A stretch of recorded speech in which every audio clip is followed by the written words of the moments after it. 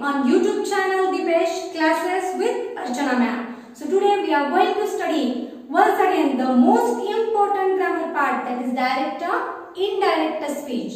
What is direct and indirect speech? आपण त्याला मराठीमध्ये प्रत्यक्ष अप्रत्यक्ष कथन असं म्हणतो. जेव्हा दोन व्यक्ती डायरेक्टली एकमेकांशी कॉन्व्हर्सेशन करतात in front of each other, समोरासमोर जे संभाषण होतं त्याला आपण म्हणतो डायरेक्ट स्पीच. पण जेव्हा बोलणाऱ्या व्यक्तीचं जे म्हणणं असतं ते आपण आपल्या शब्दामध्ये सांगतो तेव्हा त्याला इनडायरेक्ट स्पीच असं म्हणतात. सो इन दिस व्हिडिओ आपण डायरेक्ट स्पीच मधून इनडायरेक्ट स्पीच मध्ये सेंटेन्स कसं कन्वर्ट करायचं आहे हे अभ्यासणार आहोत. आणि ह्याच्यासाठी आपण 4 प्रकारची वाक्य अभ्यासणार आहोत. ती 4 प्रकारची वाक्य आहेत. First assertive sentence, second interrogative sentence, third exclamatory and fourth imperative sentence. So in this video ह्या 4 काइंड ऑफ सेंटेन्सचं इनडायरेक्ट स्पीच कसं केलं जातं हे आपल्याला स्टडी करायचं आहे. सो सुरुवातीला मी तुम्हाला काय करणार आहे, डायरेक्ट स्पीच मधील वाक्य कसं असतं, त्याचे कोणकोणते पार्ट्स पडतात आणि मग इनडायरेक्ट स्पीच त्याचं कसं केलं जातं हे इन डिटेल मध्ये सांगते. सो बघा इथे एक वाक्य घेतलंय मी. Ram said to Sita I am going to Pune. ह्या वाक्यामध्ये आपण पाहतो राम ही बोलणारी व्यक्ती आहे की ज्याला आपण काय म्हणतो, स्पीकर असं म्हणतो. सीता ही ऐकणारी व्यक्ती आहे, सो हिला आपण लिसनर असं म्हणतो. त्यानंतर सेड टू ह्याला रिपोर्टिंग वर्ब असं म्हटलं जातं. तर राम म्हणजे स्पीकर जे काही बोलतो म्हणजे स्पीकरचं स्पीच, त्याला आपण रिपोर्टिंग स्पीच म्हणतो. आणि हे रिपोर्टिंग स्पीच डायरेक्ट ज्याला डायरेक्ट वाक्यामध्ये येतं त्यावेळेला ते डबल इन्व्हर्टेड कॉमामध्ये येतं. या सगळ्या इन्व्हर्टेड कॉमामधील वाक्याला रिपोर्टिंग स्पीच असं संबोधलं जातं. सो डायरेक्ट स्पीच मध्ये पूर्ण स्पीच हे डबल इन्व्हर्टेड कॉमामध्ये काय केलं जातं, ठेवलं जातं. आता जेव्हा आपण ह्याचं इनडायरेक्ट स्पीच करणार आहे तेव्हा त्याच्यामध्ये कोणकोणते बदल होत आहेत हे आपण काही रूल्स घेऊन स्टडी करणार आहोत. आता मी काय करणार आहे, तुम्हाला कॉमन रूल सांगणार आहे. जे कॉमन रूल 4 प्रकारच्या वाक्यांना उपयोगाला येणार आहेत, म्हणजे 4 टाइप्स ऑफ सेंटेन्सेसना. ओके. आणि त्यानंतर स्पेसिफिक प्रत्येक टाइप नुसार पुन्हा आपण नियम शिकणार आहोत. पण पहिल्यांदा कॉमन नियम जे आपण 4 काइंड ऑफ सेंटेन्स साठी यूज करणार आहोत ते पहिल्यांदा आपण स्टडी करूया. त्यातला पहिला नियम मी तुम्हाला सांगते. तर हे क्लिअर झालेलं आहे तुम्हाला की डायरेक्ट स्पीच मधील वाक्य हे 4 पार्ट्स मध्ये डिवाइड होतं. First speaker, listener, reporting verb and then reporting speech. Okay. त्यानंतर फर्स्ट रूल मी पुन्हा एकदा रिपीट करते आहे. हे नियम तुम्ही पूर्णपणे लक्षात ठेवायचे आहेत कारण की हे आपण 4 प्रकारच्या वाक्यांना वापरणार आहोत. 4 काइंड ऑफ सेंटेन्स साठी कॉमन रूल आहेत. नियम अगदी थोडके आहेत, 4-5 नियम मी सांगणार आहे आणि ह्यातच तुम्ही डायरेक्ट इनडायरेक्ट स्पीच सगळा कम्प्लिटली स्टडी करू शकता. ठीक आहे. पहिला नियम बघा, जर रिपोर्टिंग वर्ब हे सेड टू असेल तर, सेड टू म्हणजेच रिपोर्टिंग वर्ब हे भूतकाळात असेल तर, कारण की ह्याचा वर्तमान काळ से आणि भविष्यकाळ काय असू शकतो, विल से असेल. ठीक आहे. म्हणजे जर से असेल तर तो वर्तमान काळ, विल से असेल तर तो भविष्यकाळ आणि सेड टू असेल तर अर्थातच तो भूतकाळ. मग जर वाक्यामध्ये दिलेल्या डायरेक्ट स्पीच मधील वाक्यामध्ये रिपोर्टेड वर्ब हा भूतकाळात आलेला असेल म्हणजे सेड टू आलेला असेल तर ह्या वाक्याचं इनडायरेक्ट स्पीच करताना रिपोर्टिंग स्पीच मधील, आता डबल अवतरण चिन्हातील वाक्य, डबल इन्व्हर्टेड कॉमा मधील वाक्य हे रिपोर्टिंग स्पीच आहे. रिपोर्टिंग स्पीच मधील वाक्यातील काय करायचं आहे, क्रियापदाचा काळ हा आपल्याला नजीकच्या भूतकाळामध्ये बदलायचा आहे. नजीकचा भूतकाळ म्हणजे काय, आता समजा रिपोर्टिंग स्पीच मधील वाक्य जर सिंपल प्रेझेंट टेन्स मध्ये असेल, सिंपल प्रेझेंट टेन्स, तर आपण ते सिंपल पास्ट मध्ये कन्वर्ट करतो इनडायरेक्ट स्पीच करण्यासाठी. ठीक आहे. समजा ते कंटिन्युअस प्रेझेंट टेन्स मध्ये असेल तर ते आपण कंटिन्युअस पास्ट मध्ये कन्वर्ट करतो. ठीक आहे. जर ते परफेक्ट प्रेझेंट असेल त्याचा आपण परफेक्ट पास्ट करतो. ठीक आहे. नेक्स्ट परफेक्ट कंटिन्युअस प्रेझेंट असेल त्याचा परफेक्ट कंटिन्युअस पास्ट होतो. इन दिस वे प्रेझेंट टेन्सची वाक्य नजीकच्या भूतकाळामध्ये पास्ट मध्ये कन्वर्ट होतात. आता समजा तो सिंपल पास्ट असेल, ओके, सिंपल पास्ट असेल तर नजीकचा भूतकाळ म्हणजे तो परफेक्ट पास्ट मध्ये कन्वर्ट होतो. कंटिन्युअस पास्ट असेल परफेक्ट कंटिन्युअस पास्ट मध्ये कन्वर्ट केला जातो. ओके, जर तो परफेक्ट पास्ट असेल तर तो आहे तसाच ठेवला जातो, परफेक्ट पास्ट मध्येच ठेवला जातो, त्याच्यामध्ये बदल होत नाही. जर तो परफेक्ट कंटिन्युअस पास्ट असेल तर तो अर्थातच पुन्हा परफेक्ट कंटिन्युअस पास्ट मध्येच ठेवला जातो. म्हणजेच काय, परफेक्ट पास्ट आणि परफेक्ट कंटिन्युअस पास्ट आहे तसेच राहतात. अँड द लास्ट वन, जर फ्युचर असेल, ओके, तर फ्युचर मधील शॅल किंवा विल ह्या सर्व नामांचं वुड अशा पद्धतीने कन्वर्जन होतं. इन दिस वे पहिला नियम काय आहे, जर तुमचं दिलेलं डायरेक्ट स्पीच मधील वाक्य आणि त्यातील रिपोर्टिंग वर्ब हा भूतकाळामध्ये असेल तर रिपोर्टिंग स्पीच मधील क्रियापदाचा काळ हा नजीकच्या भूतकाळामध्ये बदलायचा. नजीकचा भूतकाळ म्हणजेच सिंपल प्रेझेंटचा सिंपल पास्ट, कंटिन्युअस प्रेझेंटचं वाक्य आलं तर इनडायरेक्ट करताना ते कंटिन्युअस पास्ट मध्ये, perfect present perfect past, perfect continuous present perfect continuous past, simple past perfect past, continuous past असेल तर perfect continuous past, perfect past आणि परफेक्ट कंटिन्युअस पास्ट मात्र आहे तसेच ठेवले जातात. आणि फ्युचरचं वाक्य आलं असेल तर फ्युचर मधील शाल आणि विल ही जी सहाय्यकारी क्रियापदे आहेत त्यांचं वुड या सहाय्यकारी क्रियापदामध्ये कन्वर्जन केलं जातं. हा झाला पहिला नियम. हा नियम आपण चारही काइंड ऑफ सेंटेन्स साठी यूज करणार आहोत. ओके, हा लक्षात घ्या. त्यानंतर मी दुसरा महत्त्वाचा बदल सांगते तुम्हाला. दुसरा काय आहे, समजा रिपोर्टिंग वर्ब, रिपोर्टिंग वर्ब हे वर्तमान काळात किंवा भविष्य काळात असेल. आता समजा राम सेड टू सीताच्या ऐवजी राम सेड टू सीता किंवा Ram will say to Sita, म्हणजेच रिपोर्टिंग वर्ब हे वर्तमान काळामध्ये किंवा भविष्य काळामध्ये आलं तर रिपोर्टिंग स्पीच मधील क्रियापदाचा काळ बदलायचा नाही. काळ बदलायचा नाही, ते वाक्य काळ न बदलता इतर नियमाप्रमाणे आपण इनडायरेक्ट स्पीच मध्ये कन्वर्ट करायचं. ठीक आहे. नियम नंबर 3 बघा, खूप महत्त्वाचा आहे आणि खूप सोपा देखील आहे. जर रिपोर्टिंग स्पीच मधील डबल इन्व्हर्टेड कॉमा मधील वाक्य म्हणजे रिपोर्टिंग स्पीच मधील वाक्याची सुरुवात ही प्रथम पुरुषी सर्वनामाने झालेली असेल. आता तुम्हाला प्रथम पुरुषी सर्वनाम कोणती आहेत हे टेन्स मध्ये आपण इन डिटेल शिकलेलो आहोत.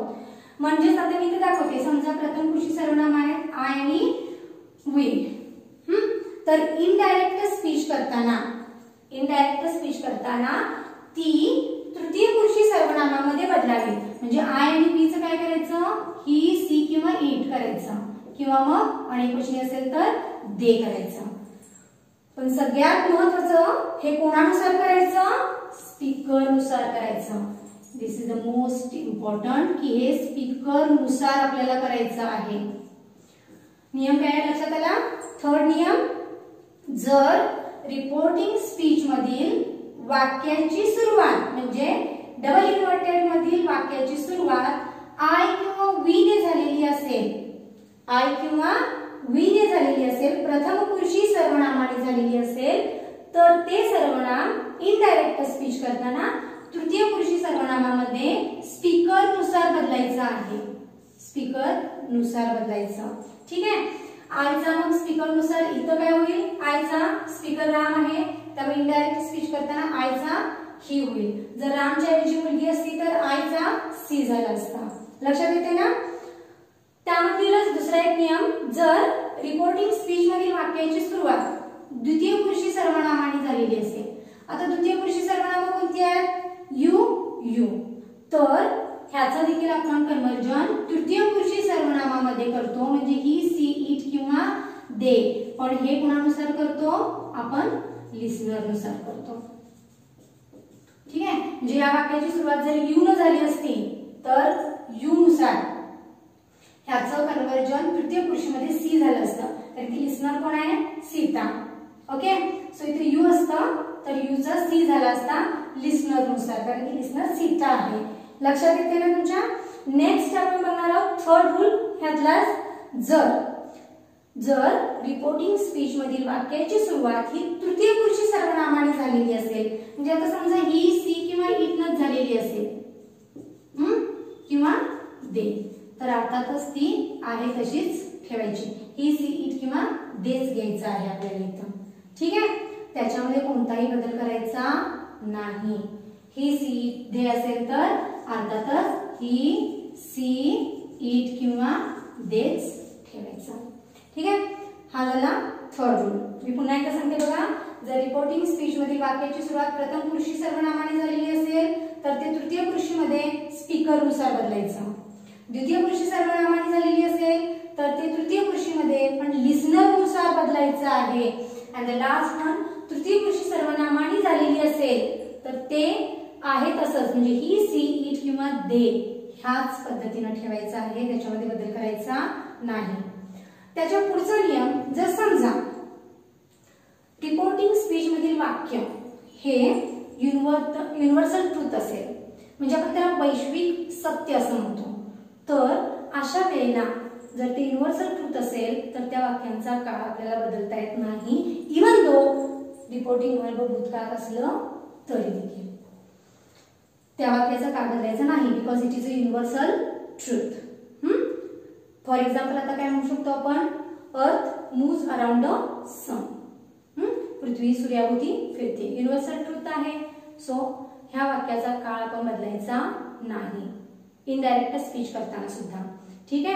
अँड द लास्ट रूल जो आहे तो म्हणजे समजा जर रिपोर्टिंग स्पीच मधील वाक्यामध्ये जवळपणा दाखवणारे शब्द आलेले असतील तर ते जवळपणा दाखवणारे शब्द हे दूरपणा दाखवणारे शब्दामध्ये कन्वर्ट करायचे.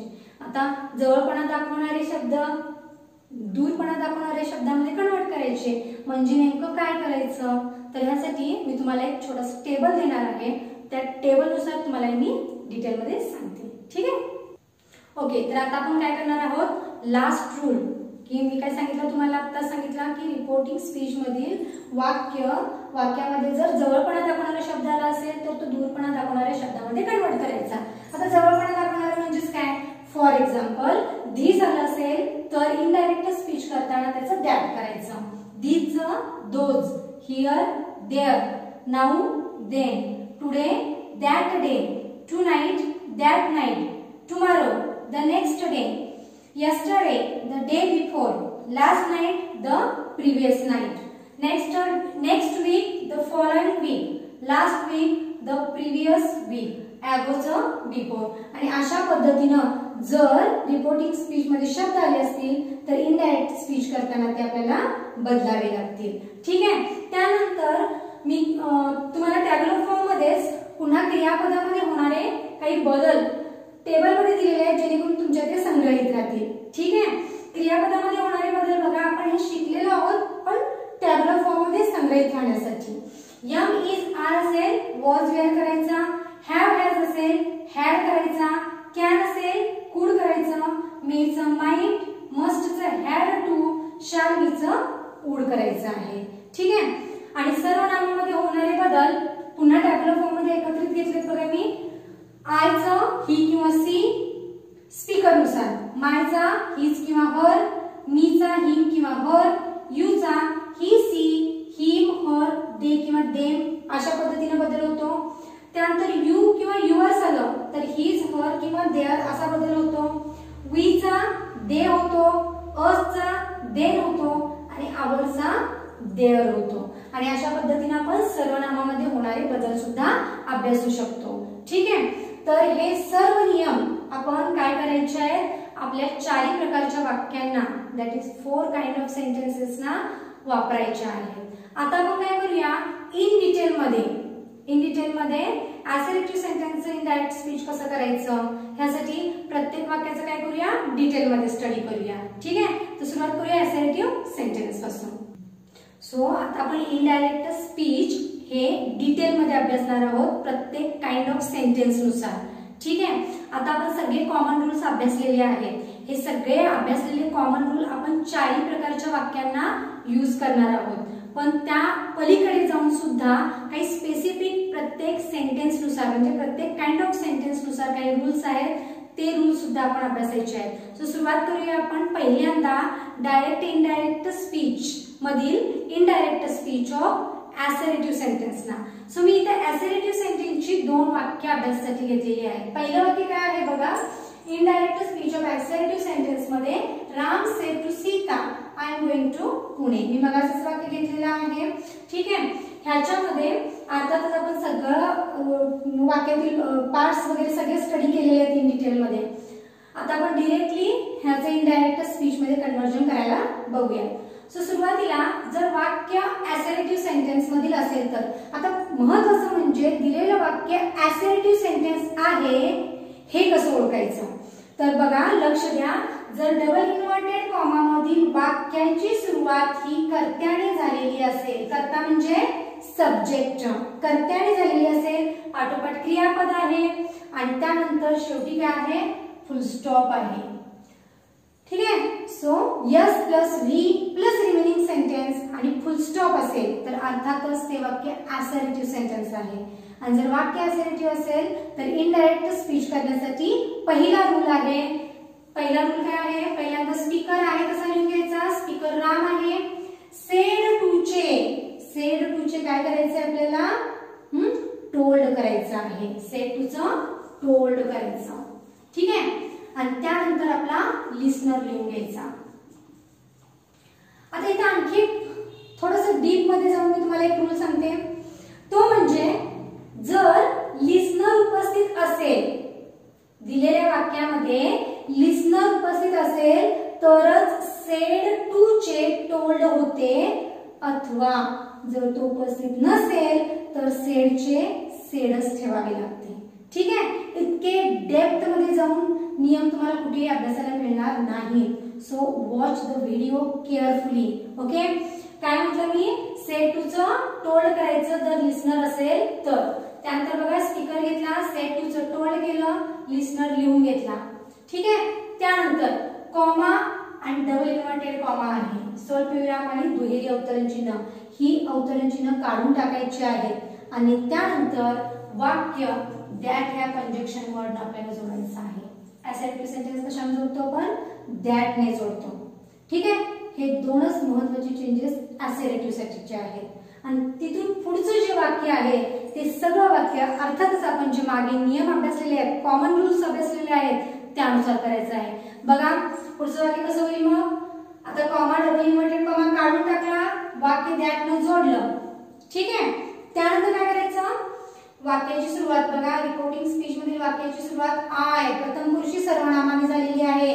जर प्रथम पुरुषी झालेली असेल सर्वनामाने तर स्पीकर नुसार तो काय करायचा, तृतीय पुरुषी मध्ये बदलायचा. स्पीकर राम आहे, सो आयचं काय होईल ही. त्यानंतर पुढील वाक्याचा काळ कोणता आहे बघा, कंटिन्युअस प्रेझेंट टेन्स मधील वाक्य आहे. एम इज आर प्लस क्रियापदाला आयएनजी. जर तो कंटिन्युअस प्रेझेंट असेल तर त्याचा कंटिन्युअस पास्ट करायचा. का बरं, कारण की रिपोर्टिंग वर्ब भूतकाळात आहे. पहिला नियम आपला कॉमन रूल होता की रिपोर्टिंग वर्ब भूतकाळात असेल तर रिपोर्टिंग स्पीच मधील क्रियापदाचा काळ नजीकच्या भूतकाळामध्ये कन्वर्ट करायचा. सो कंटिन्युअस प्रेझेंटचा continuous past, he was going आणि पुढचं वाक्य आहे तसं आपल्याला लिहायचं आहे. शेवटी फुल स्टॉप द्यायचा आहे, अवतरण चिन्ह काढलेली आहे. सो असर्टिव्ह साठी महत्त्वाचे बदल कोणते केले आपण, काय केलं, सेड टू चं टोल्ड केलं. हे लक्षात ठेवा, सेड टू चे टोल्ड करायचे जर लिस्नर उपस्थित असेल तर, नसेल तर सेडचं सेडच ठेवायचं. आणि दुसरा महत्त्वाचा नियम कोणता आहे की कंजक्शन वर्ड कोणता वापरायचा आहे आपल्याला, दॅट ने वाक्य जोडायचं आहे. So this is most important for assertive sentences. Said to चे टोल्ड आणि कंजक्शन वर्ड दॅटचा वापर. बाकी सगळे चेंजेस कॉमन रूल नुसार होते. ठीक आहे. मी आणखी एक वाक्य तुमच्या अभ्यासासाठी घेतलेलं आहे बघा. The boy sed comma into double inverted comma today is my birthday. So ह्या वाक्यामध्ये स्पीकर आहे द बॉय, सेड आहे. सेडचं काय करायचं टोल्ड, पण कधी लिसनर असेल तर. ह्या वाक्यामध्ये लिसनर नाहीये, मग काय करणार आपण सेडचं सेडच ठेवायचं. The boy sed comma double inverted comma काढून वाक्य आपण ऍसर्टिव्ह आहे सो दॅट न जोडायचा. पुढील बदल मागील नियमानुसार. टुडे, टुडेचं काय होतं टुडेचं that day. That day am is are चा वॉज वेअर होतो. So that day was. मायचा कोणानुसार बदल होणार स्पीकरनुसार. माय मुलगा आहे म्हटल्यानंतर हिज बर्थडे आणि शेवटी फुल स्टॉप द्यायचा आहे. अवतरण चिन्ह काढलेले आहेत. So the boy sed that day was his birthday. अशा पद्धतीनं ऍसर्टिव्ह सेंटेन्स काय होईल इनडायरेक्ट स्पीच मध्ये कन्वर्जन केलं जाईल. So just I want to repeat the rules. Indirect speech of assertive sentence साठी महत्वाचे 2 नियम लक्षात ठेवायचे. पहिला रूल सेड टू चे टोल्ड करायचं आहे आणि कंजक्शन वर्ड म्हणून दॅटचा वापर करायचा आहे. आणि बाकी सगळे रूल्स हे मागील कॉमन रूल्स यूज करायचे आहेत. ओके, ठीक आहे. नेक्स्ट आपण अभ्यासूयात indirect speech of interrogative sentences. Okay, so आता आपण स्टडी करणार आहोत indirect speech of interrogative sentences. So interrogative sentences is divided into mainly 2 parts. First is WH type question and second is the verbal type of question. So what is WH type question? तर ज्या प्रश्नार्थक वाक्याची सुरुवात WH ने होते, all type of WH, what, where, whom, whose, where, etc. त्याला आपण WH type question असं म्हणतो. आणि what is verbal type? तर ज्या प्रश्नार्थक वाक्याची सुरुवात कशाने होते वर्बने म्हणजे सहाय्यकारी क्रियापदाने होते त्याला आपण व्हर्बल टाइप असं म्हणतो. व्हर्बल टाइपला आपण यस नो पण म्हणतो कारण की त्याचं उत्तर यस किंवा नो नेच देता येतं. तर अशी वाक्य रिपोर्टिंग स्पीच मध्ये असतील तर त्या वाक्यांचं इनडायरेक्ट स्पीच कसं करायचं आणि यासाठी मी 2 उदाहरणं घेतलेली आहेत. सो पहिलं उदाहरण आहे बघा. Ramesh said to Ram why did you go there. So double inverted comma मधील वाक्य हे काय आहे WH टाइप इंट्रोगेटिव्ह आहे. वाक्याची शेवटी प्रश्नार्थक चिन्ह आहे. वाक्याची सुरुवात WH ने झालेली आहे. ठीक आहे. सो आपण काय करतो बघा इथं. तर दिलेलं वाक्य हे पहिल्यांदा कोणत्या काइंडचं आहे हे अभ्यासलं आपण. तर प्रश्नचिन्ह आणि सुरुवात WH म्हणून आपण म्हटलं होतं WH टाइप ऑफ इंट्रोगेटिव्ह आहे. त्यानंतर आपण काय करतो पहिल्यांदा स्पीकर आहे तसा घेतो रमेश आणि जर तो WH टाइप इंट्रोगेटिव्ह असेल तर सेड टू चं आपण आस्क्ड करतो. सेड टू चं काय केलं जातं आस्क्ड केलं जातं जरी लिसनर असला नसला तरी देखील. सेड टू चं काय करायचं आस्क्ड असेल तर नंतरला लिसनर लिहून घ्यायचं आहे. सो रमेश सेड टू चे आस्क्ड प्लस लिसनर. त्यानंतर comma into double inverted comma काढून टाकायचा आहे आणि वाक्य जोडण्यासाठी त्याच WH चा वापर केला जातो. ज्या WH ने वाक्याची सुरुवात होते. ज्या WH ने प्रश्नार्थक वाक्याची सुरुवात होते तोच WH आपण कंजक्शन वर्ड म्हणून यूज करणार आहोत. सो इथे वाक्याची प्रश्नार्थक वाक्याची सुरुवात कशाने झाली व्हाय न. सो व्हाय हाच कंजक्शन वर्ड म्हणून आपण यूज करणार. ठीक आहे. तिथून पुढचं जे वाक्य आहे त्याच्या पुढील वाक्य हे विधानार्थी वाक्यामध्ये म्हणजे असर्टिव्ह सेंटेन्स मध्ये आपल्याला कन्वर्ट करायचं आहे आणि त्यानंतर त्याचे इनडायरेक्ट करायचं आहे. सो असर्टिव्ह म्हणजे काय yes plus V. Okay. So पहिल्यांदा आपण इथं बघा मी दाखवते तुम्हाला यू. यस म्हणजे यू. डीड प्लस गो काय होईल रे वेंट होईल. यू वेंट देअर असं त्याचं असर्टिव्ह सेंटेन्स होईल. आता या असर्टिव्ह सेंटेन्सचं इनडायरेक्ट स्पीच आपण अभ्यासणार आहोत. सो यू कोणानुसार बदलतो यू हा लिसनर नुसार बदलतो कारण की तो यू पुरुषी सर्वनाम आहे. सो काय करणार आपण यूचं काय होईल ही. आता हा सिंपल पास्ट आहे. सिंपल पास्टचा काय होतो परफेक्ट पास्ट होतो. ठीक आहे. आणि त्यामुळे ही हॅड गॉन असं स्पीच होईल त्याचं. हे रूल्स आपण अभ्यासलेले आहेत कॉमन रूल मध्ये की यू हा लिस्नर नुसार बदलतो आणि वाक्य जर सिंपल पास्ट असेल तर ते परफेक्ट पास्ट मध्ये कन्वर्ट केलं जातं. ठीक आहे. आणि म्हणून आपण वेंटचं काय करतो, हॅड गॉन असं करतो. ठीक आहे. हॅड गॉन आणि त्यानंतर उरलेलं वाक्य आहे तसं. सगळ्यात शेवटी आपण फक्त फुल स्टॉप देणार आहोत. का?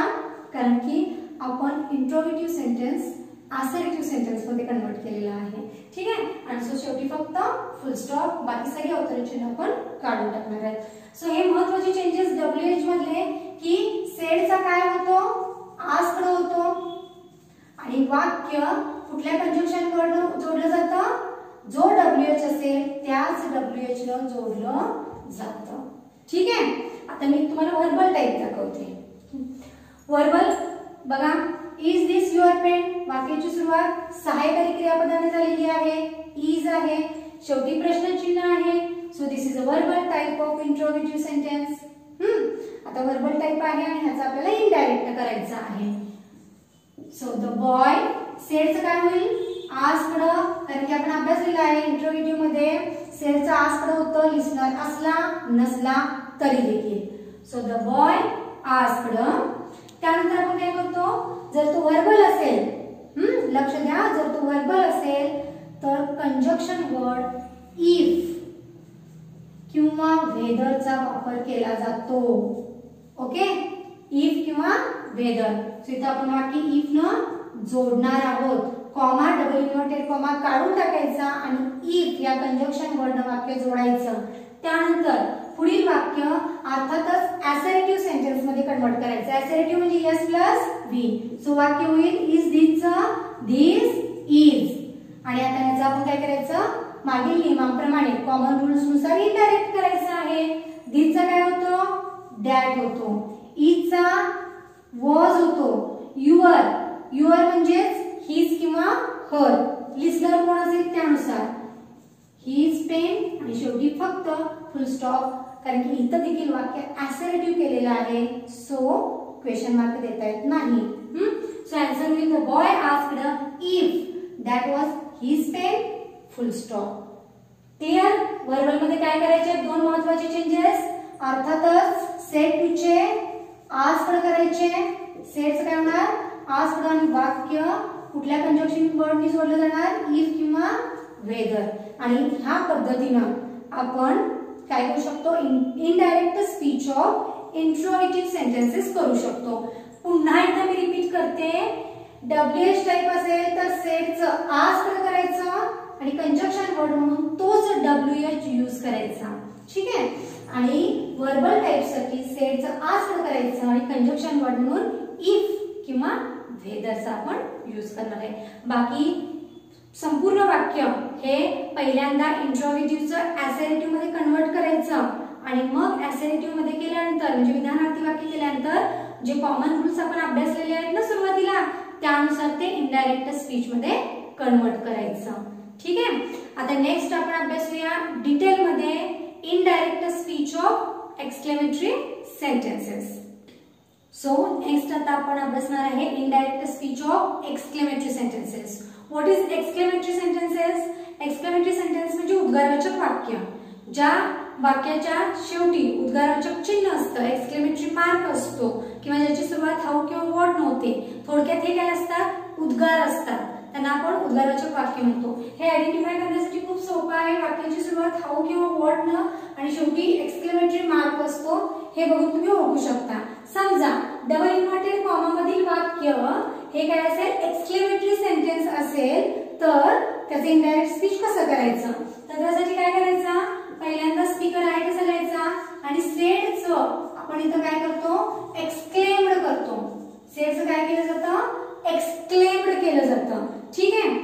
त्यानंतर दोन वाक्य जोडण्यासाठी म्हणजेच comma into double inverted comma काढून वाक्य दॅट न जोडलं जातं. इथे आणखी एक पॉइंट नोट करा, ह्या वाक्यामध्ये लिस्नर शक्यतो अब्सेंट असतो, कारण की उद्गारवाचक वाक्य म्हणजे सडन काय असते, आपली सडन रिएक्शन असते आणि सडन रिएक्शनच्या वेळेला आपण काय करतो, शक्यतो लिस्नर आहे किंवा नाही हे चेक नाही करत आणि सो इथं शक्यतो लिस्नर हा अब्सेंटच असतो. त्यामुळे सेडचं काय होतं, एक्सक्लेम्ड होतं. त्यानंतर कॉमा, डबल इन्व्हर्टेड कॉमा काढून वाक्य दॅट न जोडलं जातं आणि त्यानंतर पुढील जे वाक्य आहे ना, हे पुढील एक्सक्लेमेटरी सेंटेन्स असर्टिव्ह सेंटेन्स मध्ये आपण कन्वर्ट करतो आणि त्यासाठी अर्थातच कर्ता क्रियापद याप्रमाणे. सो हाऊ ब्युटिफुल सी इजचं कसं होईल, सी इज. हाऊ किंवा व्हॉट ऐवजी आपण काय वापरतो, व्हेरी ब्युटिफुल असं वाक्य होईल. आणि ह्या असर्टिव्ह सेंटेन्स आता आपल्याला काय करायचंय, इनडायरेक्ट करायचं आहे अर्थातच मागच्या कॉमन रूल नुसार. सो सी जर काय होतं, सीचं सीच राहतो कारण की तृतीय पुरुषी सर्वनाम आहे.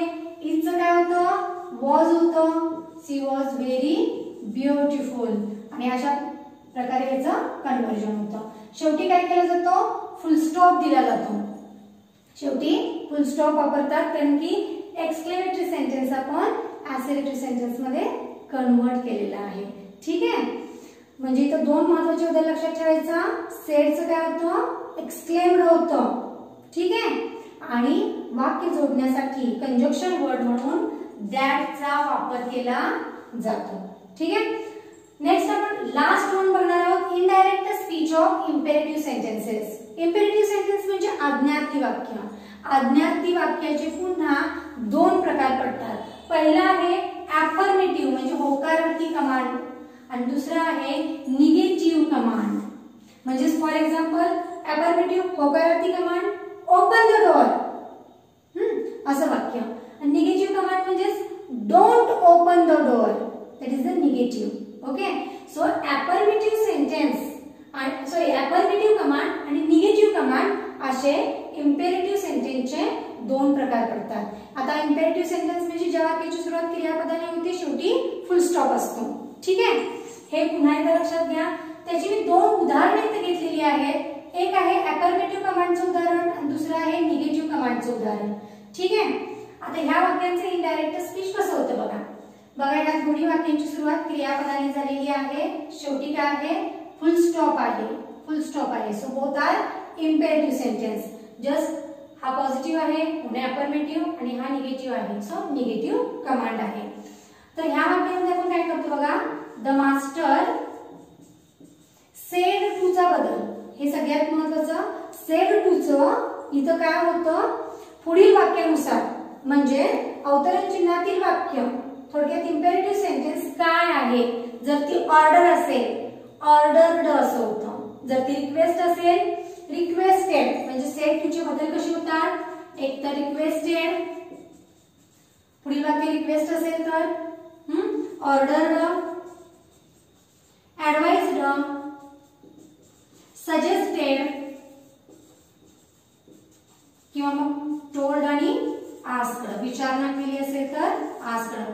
तर ह्या पद्धतीनं सेड टू चे पुढील वाक्यानुसार बदल होतात. आता इथं बघा, द मास्टर, मास्टर म्हणजे मालक, सेड टू सर्वंट, सर्वंट म्हणजे नोकर. मालक नोकराला म्हणतो डू इट ऍट वन्स, लगेचच ते करून टाक.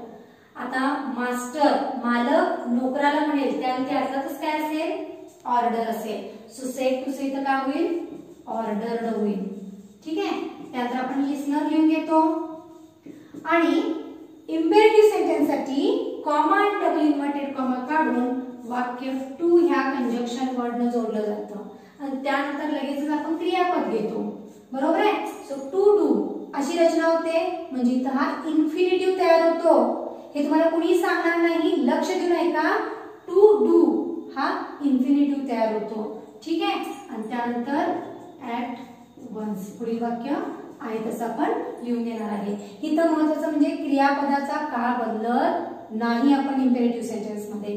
ठीक आहे, नेक्स्ट बघा, मी निगेटिव्ह कमांड घेते. हरी, हरी काय म्हणतोय, सेड टू माधव, माधवला म्हणतो आहे डोंट रन आफ्टर क्विक मनी. हा, की लगेच आयता जो पैसा मिळतो आपल्याला, क्विक मनी जी मिळते त्याच्या मागं पळू नको. आता हा काय आहे, सल्ला आहे. सल्ला असेल तर काय वापरायचं रे, ह्यापैकी ऍडवाइज्ड. सो हरी सेड टू चा बदल पुढील वाक्यानुसार काय होईल, हरी ऍडवाइज्ड माधव. काय ऍडवाइस केलेली आहे, डोंट रन आफ्टर क्विक मनी. वाक्याची सुरुवात डोंट ने. निगेटिव्ह कमांड असेल तर रचना कशी करायची, नॉट टू, फक्त जोडण्याऐवजी नॉट टू न वाक्य जोडायचं. नॉट टू आणि पुढील वाक्य आहे तसं run after quick money and then full stop. So imperative sentence हे दोन महत्त्वाचे बदल तुम्ही लक्षात घ्या. फर्स्ट काय की सेड टूचं पुढील वाक्यानुसार रिक्वेस्टेड, ऑर्डर्ड, ऍडवाइस्ड, सजेस्टेड, टोल्ड किंवा आस्क्ड मध्ये रूपांतर करायचं. ठीक आहे. आणि दोन वाक्य जोडण्यासाठी जर ती पॉझिटिव्ह म्हणजे अफर्मेटिव्ह कमांड असेल होकारार्थी तर टू चा वापर करायचा आणि जर ती निगेटिव्ह कमांड असेल तर नॉट टू चा वापर करायचा. In this way, we completed the indirect speech of assertive sentences, interrogative sentences, then exclamatory, and the last one आपलं imperative sentences. आता या सगळ्यांचे एकत्रित मी टॅब्लो फॉर्म मध्ये तुम्हाला पुन्हा एकदा नियम लिहून देते. ओके, आता आपण काय करणार आहोत, इनडायरेक्ट स्पीच जे आपण चारही काइंड ऑफ सेंटेन्सेस शिकलेलो आहोत त्याचं एकत्रितरित्या पुन्हा एकदा स्टडी करणार आहोत, रिव्हिजन घेणार आहोत. बघा मी काय म्हटलं होतं, कॉमन रूल तर सगळ्यांच्या लक्षात आहेतच, पण कॉमन रूल सोडून असर्टिव्ह सेंटेन्स साठी आपण काय करतो, सेड टू चं टोल्ड करतो आणि कंजक्शन वर्ड म्हणून दॅटचा वापर करतो. ठीक आहे. त्यानंतर इंट्रोगेटिव्ह सेंटेन्स हा डब्ल्यूएच टाइप आणि SO type that is verbal type असा डिवाइड केला जातो. तिथे दोन्हीकडे सेड टू चं आस्क्ड होतं आणि कंजक्शन वर्ड डब्ल्यूएच साठी ज्या डब्ल्यूएच ला प्रश्नार्थक वाक्याची सुरुवात झाले तोच डब्ल्यूएच वापरला जातो आणि व्हर्बल मध्ये इफ किंवा वेदरचा वापर केला जातो. वाक्य इंट्रोगेटिव्हचं असर्टिव्ह मध्ये कन्वर्ट करायचं आणि त्यानंतर शेवटी काय करायचं आपल्याला तसं इनडायरेक्ट स्पीच करायचं आहे. त्यामुळे शेवटी पुन्हा फुल स्टॉप द्यायचा. एक्सक्लेमेटरी सेंटेन्स मध्ये सेड टू चे एक्सक्लेम्ड असं होतं आणि कंजक्शन वर्ड म्हणून दॅटचा वापर केला जातो. इथं देखील एक्सक्लेमेटरी सेंटेन्स असर्टिव्ह सेंटेन्स मध्ये कन्वर्ट करायचं आणि मग इनडायरेक्ट स्पीच करायचा. सो शेवटी फुल स्टॉपच द्यायचा. अँड द लास्ट वन जो आपण बघितला इम्पेरेटिव्ह सेंटेन्स.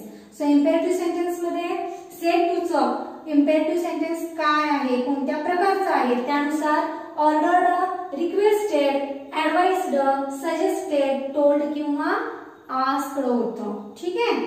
आणि जर समजा अफर्मेटिव्ह कमांड असेल तर वाक्य टू न फक्त जोडलं जातं आणि जर ती निगेटिव्ह कमांड असेल तर वाक्य नॉट टू न जोडलं जातं.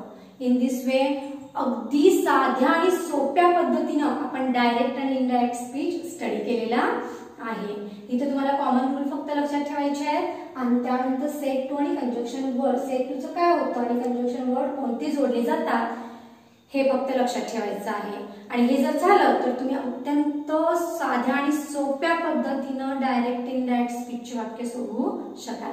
नक्की हा व्हिडिओ तुम्हाला आवडला असेल याची मला खात्री आहे आणि त्यामुळं तुम्ही काय करा, हा व्हिडिओ लाईक करा, शेअर करा आणि कमेंट बॉक्स मध्ये जाऊन कमेंट करा. सबस्क्राईब करायला तर नक्कीच विसरायचं नाहीये. Thank you students.